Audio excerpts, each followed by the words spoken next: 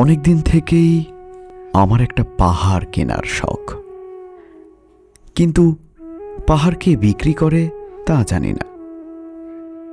যদি তার দেখা পেতাম, দামের জন্য আটকাতো না। আমার একটা নিজস্ব নদী আছে, সেটা দিয়ে দিতাম পাহাড়টার বদলে।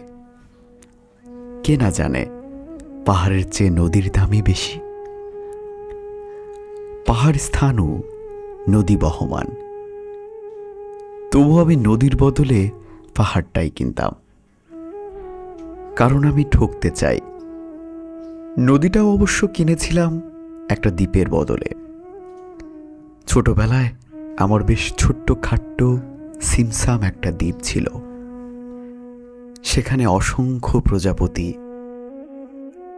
শৈশবে দ্বীপটি ছিল আমার বড় প্রিয়। আমার যৌবনে দ্বীপটি আমার কাছে মাপে ছোট লাগলো। প্রবহমান সিপসিপে তন্নি নদীটি বেশ পছন্দ হলো আমার। বন্ধুরা বলল, ওইটুকু একটা দ্বীপের বিনিময়ে এত বড় একটা নদী পেয়েছিস, খুব জিতেছিস তো মাইরি। তখন জয়ের আনন্দে আমি বিহ্বল হতাম। তখন সত্যিই আমি ভালোবাসতাম নদীটিকে। নদী আমার অনেক প্রশ্নের উত্তর দিত, যেমন, বলতো আজ সন্ধেবেলা বৃষ্টি হবে কিনা।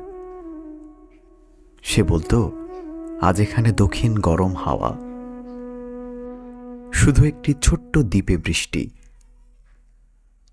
সে কি প্রবল বৃষ্টি, যেন একটা উৎসব।